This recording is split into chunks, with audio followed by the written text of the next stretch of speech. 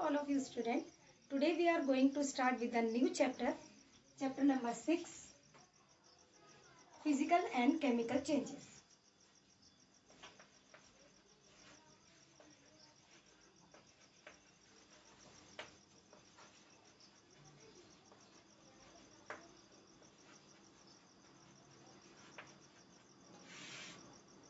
In this chapter, we have to cover the following topics like physical and chemical changes, its definition,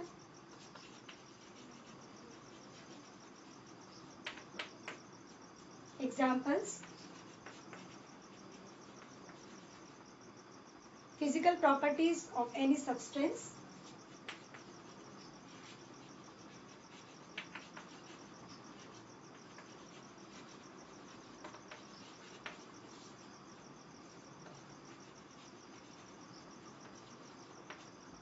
substances, identification of physical and chemical changes, identification so that we can say that the change is physical or chemical. And next is the significance of chemical changes in daily life. Significance of chemical changes. And rusting. And last one is crystallization.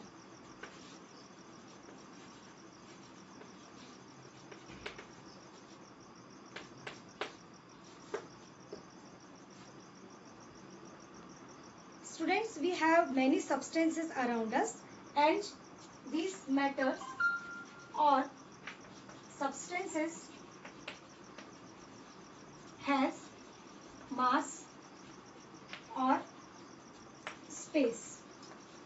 Means जितनी भी चीज़ें हमें अपने आसपास में जितनी भी वस्तुएं दिखाई देती हैं, चाहे वो एक चौक हो, चाहे आपकी किताब हो, या फिर एक ग्रीन बोर्ड हो, डस्टर हो, उन सब में क्या होता है?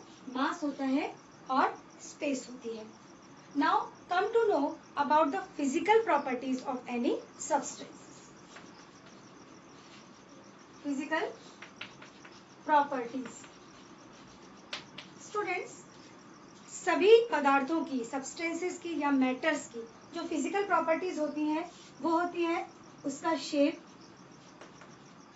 उसका साइज, उसका कलर और उसका स्टेट. शेप आप सबको पता है, जैसे कि सर्कुलर शेप है, ओवल शेप है, रेक्टेंगल है या फिर क्यूब शेप है, क्यूबॉइड शेप है, एटसेट्रा. साइज आपको पता है कि बिग है या स्मॉल है. कलर में भी हमें पता है कि डिफरेंट कलर्स होते हैं, जो कि आप सभी को पता है. और स्टेट के अंतर्गत आता है कि किसी भी मैटर का या किसी भी सब्सटेंस का स्टेट, मतलब कि वो सॉलिड है, लिक्विड है या गैस है. तो चलिए, हमारा नेक्स्ट टॉपिक है definition. And we have to know about the definition of physical and chemical. And changes, what do you mean by changes? Changes means बदलाव. मतलब किसी भी सब्सटेंस में जब कोई बदलाव होता है जो कि पहले जैसा था वैसा अब नहीं है, उसे हम क्या कहते हैं? उसे हम चेंजेस कहते हैं. तो जो फिजिकल चेंज होता है, फिजिकल चेंज होता है, in this change new substance will never form. A kind of change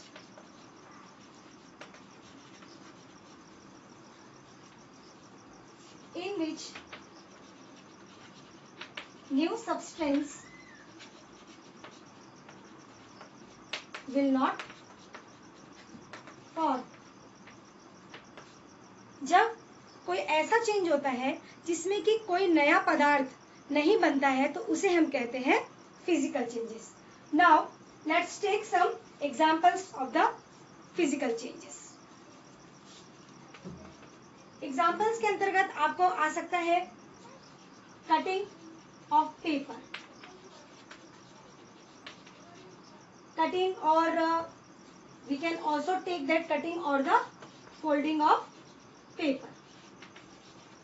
अगर आप लोग खुद भी स्कूल में जब फ्री पीरियड रहता है या मान लिया लंच का टाइम में ब्रेक है, तो you will do many things with the help of paper. Paper folding के द्वारा आप अलग अलग तरह की चीजें बनाते हैं, तो उसमें क्या हुआ, उसमें क्या चेंजेस आ रहा है, फिजिकल चेंजेस आ रहा है, मतलब उसकी केमिकल प्रॉपर्टीज में कोई भी चेंजेस नहीं आ रहा। आप उसकी यदि कटिंग कर रहे हैं तो it will change its shape और साइज, साइज में चेंजेस हो रहा है। एक बड़ा पेपर था, आपने उसको कट करके स्मॉल साइज में चेंज कर दिया, तो वो आपका क्या चेंजेस हुआ, वो हुआ आपका फिजिकल चेंज। इसी तरह से कटिंग ऑफ वुड, वुड की यदि कटिंग भी कर रहे हैं तो वो भी एक प्रकार का क्या होगा, फिजिकल चेंज होगा। डिसॉल्विंग शुगर, यदि आप शुगर का सोल्यूशन बना रहे हैं तो आपने वाटर में क्या पुट किया, you will put the sugar into the water and it will dissolve in it, तो ये भी क्या हो जाएगा, this is also an example of physical change. So this is the physical change definition and the examples of the physical change. Now come to the chemical changes.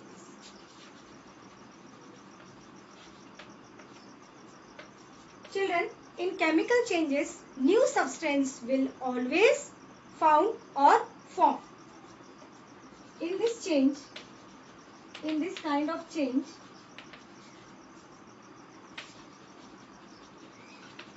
new substance will form. This is also called chemical reaction. This is also called chemical reaction. Student, chemical change is also known as the other name, which is chemical reaction.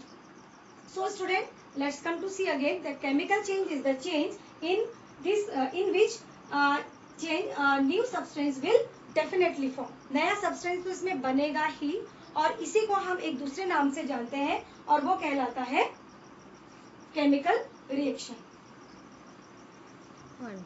Few examples of chemical changes which you can observe in your daily lives are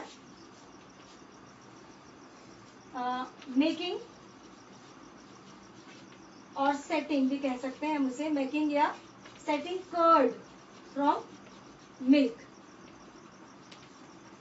Children, जो milk से दही बनता है, दूध से जो दही की प्रोसेस होती है, वो केमिकल चेंज के अंतर्गत आता है. Another example we can take the ripening of fruit. Ripening of fruits. जो फलों का पकना होता है वो भी केमिकल चेंज के अंतर्गत आता है. And student, one more thing is very important, जो केमिकल चेंज होता है वो इरिवर्सिबल होता है. मतलब हम इसे जो है, this is irreversible change. Irreversible मतलब होता है कि हम इसे रिवर्स नहीं कर सकते. मीन्स यदि हमें कोई प्रोडक्ट नया मिल गया केमिकल रिएक्शन में, तो we can not make vice versa, और हम इससे जो रिएक्टेंट्स है वो हम हासिल नहीं कर सकते. या एक बार कोई प्रोडक्ट बन गया तो हम वापस से उसे रिवर्स करके पुराना सब्सटेंस कभी भी नहीं ऑब्टेन कर सकते हैं. So this is the definition of the chemical change and this is few examples of the chemical change which you can observe in your daily life.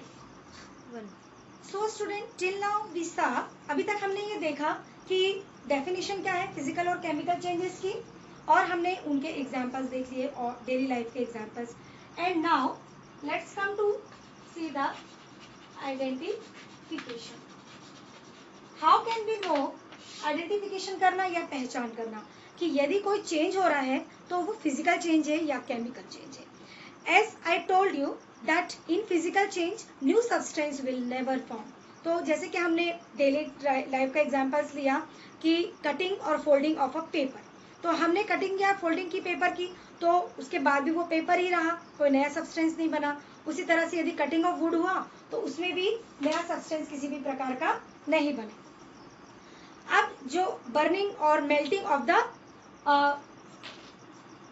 Of candle, melt होना या फिर उसका जलना, बर्न होना. यदि आपने मोमबत्ती ली, कैंडल ली, उसे जलाया तो क्या हुआ, उसके साइज में, उसके शेप में चेंज हो गया, वो मेल्ट हो गया, पर वो है तो वही वैक्स है, उसमें जो है वो वैक्स का बना हुआ है, मोम का बना हुआ, तो दिस विल नॉट चेंज, तो दिस इज फिजिकल चेंज। तो आप इजीली कह सकते हैं, you can easily identify that this is the physical change. And in chemical changes, chemical changes में हमने कुछ एग्जांपल्स लिया था, जैसे कि making of curd from the milk. तो मिल्क की प्रॉपर्टीज अलग होती है, उसकी स्मेल अलग होती है, उसका टेक्सचर अलग होता है, पूरी तरह से वो चेंज होता है, और जो कर्ड होता है वो पूरी तरह से चेंजेस हो जाता है। उसी प्रकार से राइपिंग ऑफ फ्रूट। और यदि हम नेक्स्ट एग्जांपल ले केमिकल चेंजेस का, तो उसमें हम ले सकते हैं कि burning of coal. Burning of coal, जो कोयले का जलना है या कोल जो है वो बर्न होता है, तो आपने देखा होगा कि उसका पूरा चेंजेस आ जाता है। तो उसमें क्योंकि केमिकल रिएक्शन हुआ and we can not make the, उससे ऐश बन गया, यानी कि उससे राख बन गई, तो कोल विल कन्वर्ट इनटू ऐश। तो हम जो है ऐश से फिर दोबारा कोल को हम नहीं ला सकते हैं, इसीलिए जो केमिकल रिएक्शन होती है वो कैसी होती है, वो इरिवर्सिबल होती है। Now student, let's come to the next one, significance of chemical changes in our daily life. Significance, significance मतलब होता है importance या फिर महत्व। Significance of chemical changes in daily life. इसमें सबसे पहले हमें लेना है, हमारा फर्स्ट पॉइंट है rusting. This is very important, very important, and it will ask in the examination definitely. Rusting का मतलब होता है, जिसे आप शुद्ध भाषा में कहते हैं जंग लगना, रस्टिंग।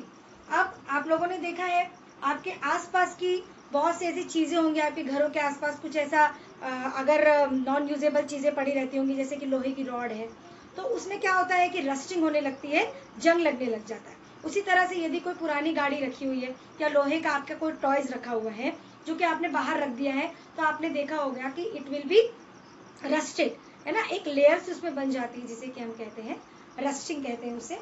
तो that is you will be very happy to see that this is represented by a chemical reaction, और वो आपको बहुत अच्छा लगेगा। और and learn this chemical reaction and tell to your elders, your और द यंगर्स दैट जो rusting होती है उसे हम इस तरह से केमिकल रिएक्शन के द्वारा बता सकते हैं। तो students, let's come to see the process of rusting, how it will happen. Like iron, iron में होगी, ये तो हमें पता है कि it will happen in the iron. Iron plus oxygen, आपको पता है हमारे चारों तरफ ऑक्सीजन है, and about around 21% oxygen is present in our atmosphere. We have seen it in our previous class.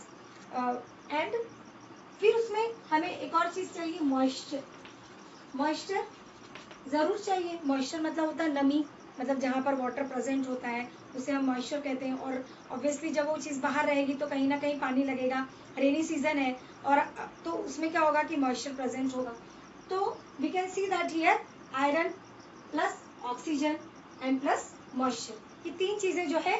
अब हम लोग देखते हैं कि इससे what will happen when these three things will mix together. यदि ये तीनों चीजों का मिलन होता है, मिक्स होता है, या साथ में इन्हें मिक्स किया जाता है, तो कुछ केमिकल रिएक्शन होता है, तो फिर इससे क्या प्रोडक्ट बनता है, हम लोग इधर राइट साइड में देखेंगे। तो यू कैन सी दैट यहाँ पर जो है रस्ट होता है, RUST, रस्ट, या जिसे कि आप लोग जंग भी कहते हैं।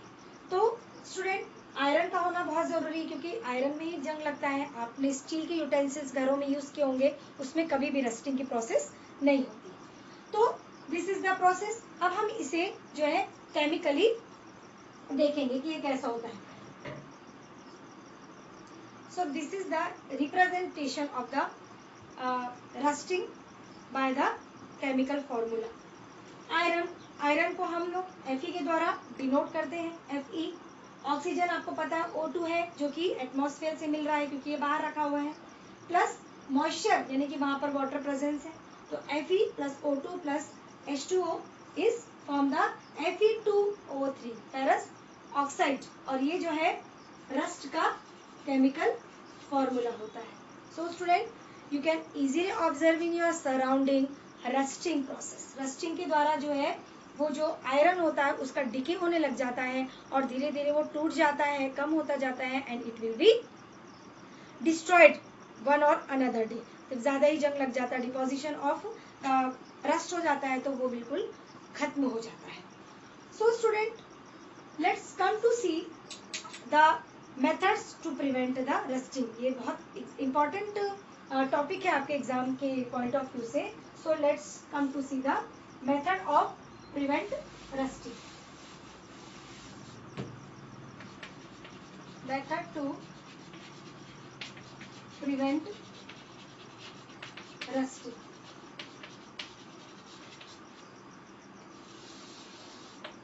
Which will be the methods by which we can prevent the rusting? Rusting को रोका क्यों जाए? सबसे पहली बात है कि रस्टिंग को क्यों रोका जाए। जैसा कि मैंने आपको बताया कि due to the rusting the iron will be decayed, वो धीरे धीरे समाप्त हो रहा है, खत्म हो रहा है। यदि हमारे घर में जो भी गाड़ियां हैं, व्हीकल्स हैं, अगर उस पर जंग लग जाएगा तो ये तो बहुत बड़ी प्रॉब्लम क्रिएट हो जाएगी। हमारे आपको पता है कि विंडोज में भी जो रॉड्स होती है it will be made from the irons and gate जो होते हैं हमारे घरों के it will also made from the iron. और यदि उसमें जंग लगता जाएगा और हम लोग ध्यान नहीं देंगे तो एक दिन वो पूरा नष्ट हो जाएगा, तो बहुत सारा हमारा नुकसान हो जाएगा। तो उससे बचने के लिए हमें कुछ करना पड़ेगा। तो सबसे पहली बात तो हम लोग करते हैं, we can apply a coat of paint और grease. So apply a coat of paint और grease। तो पेंटिंग करना सबसे पहली मेथड है हमारी, पेंट करना। आपने देखा होगा कि आपके एल्डर्स जो है, ब्रदर है, फादर है, वो क्या करते हैं, उसमें पेंट करते हैं। उससे एक कोटिंग हो जाती है, एक लेयर बन जाती है, जिससे कि जो आयरन है उसके कांटेक्ट में वाटर और मॉइस्चर नहीं आता है। और आपको पता है कि जब वाटर और मॉइस्चर आता है तभी रस्टिंग की प्रोसेस होती है। तो हमें प्रिवेंशन करने के लिए सबसे पहले जो हमारा आयरन है, आयरन के पास क्या आने से रोकना पड़ेगा। हमें आयरन के पास दो चीजें, we will have to prevent two things to iron and these are water और the moisture and second one is the oxygen. तो इनको प्रिवेंट करने के लिए हमने क्या किया, we apply a coat of the paint और the grease. And the second method by which we can prevent the rusting is deposit a layer of a metal। एक मेटल की लेयर हम उस पर कोट कर दें। जैसे कि हमने पेंट किया वैसे हम किसी दूसरे मेटल की एक ऐसा मेटल चूज करें जिसमें रस्ट नहीं लगता है। तो आपको बता दें कि जो रस्टिंग है वो क्रोमियम में या जिंक में नहीं होती है। तो we can apply the coat of chromium और zinc on the iron. So second method is deposit a layer of a metal such as chromium or zinc. So student, these are the two process by which we can prevent the rusting। हम हमारी चीजों को नष्ट होने से, खराब होने से या डिस्ट्रॉय होने से बचा सकते हैं। और उसके लिए हमें दो चीजें उसके ऊपर करनी पड़ेगी अप्लाई, या तो फिर हम पेंटिंग करें या तो फिर हम कोई दूसरे मेटल की लेयर उस पर कोट कर दें। अब इसी से रिलेटेड हमारा एक नेक्स्ट टॉपिक है और वो है galvanization. Galvanization student, what is galvanization? This is also very important. The process of deposition of layer of zinc और on iron is called the galvanization. A process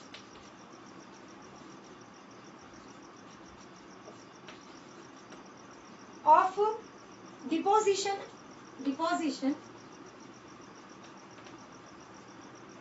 a layer of zinc और iron, जो कि हमने recently हमने second method आपको देखा था, prevention of rusting. उसे ही हम जो है एक बहुत अच्छा टर्म दिया गया है जिसे कि हम बोलते हैं galvanisation. A process of deposition a layer of zinc on iron is called galvanization।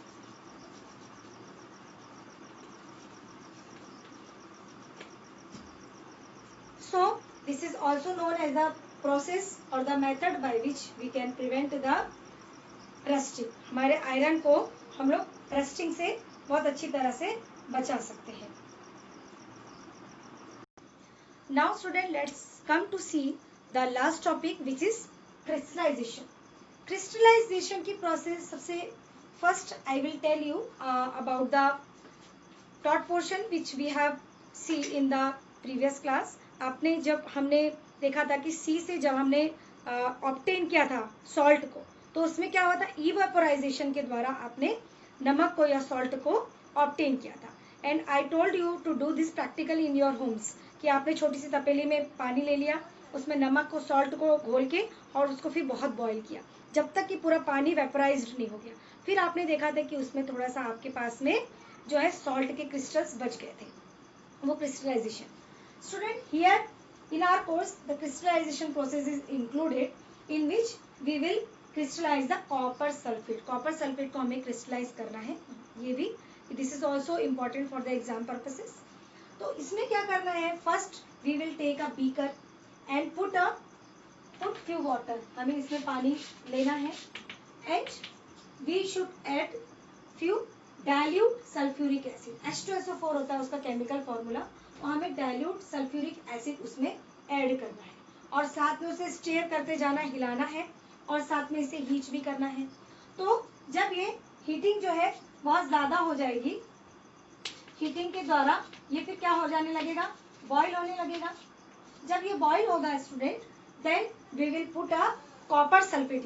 इसमें हम लोग क्या ऐड करने शुरू कर देंगे, कॉपर सल्फेट. हम लोग we will add the copper sulphate CuSO4 या कॉपर सल्फेट इसमें ऐड करेंगे और हिलाते जाएंगे. And we will add the copper sulphate whenever it will stop to mix और डिजोल्व. जब तक डिजोल्व होना बंद कर नहीं कर देता तब तक हम उस पर कॉपर सल्फेट को ऐड करते चले जाएंगे. और जब डिजोल्व होना बंद हो जाएगा तो हम उसे ऐसे ही छोड़ देंगे और फिर उसे फिल्टर करेंगे. फिल्टर करने के बाद में उसे हम ठंडा होने देंगे थोड़ी देर के लिए. फिर जब हम उसे ठंडा होने देंगे, वो सेट हो जाएगा, तब फिर हम देखेंगे उसमें छोटे छोटे क्रिस्टल्स होंगे और वो क्रिस्टल किसके होंगे, crystal of copper sulphate. Copper sulphate या CuSO4 का क्रिस्टल हमें प्राप्त हो जाएगा. This process is called the crystallization in your course. So student, this was the last topic of your chapter. And here in your book at the end, keywords is given, only 6 keywords are given, which is physical changes, chemical changes, and we know about the physical and chemical changes. That physical changes will nothing but only the changes of the shape or size or the color or the state of any substances. And in chemical changes, one or more new product or new substances will be formed in the chemical changes. So student, we have seen about few examples of your daily life. So you can easily identify in your surroundings that the process or the change is chemical or the physical change. So student, this is the whole chapter, physical and chemical changes. Thank you and have a nice day.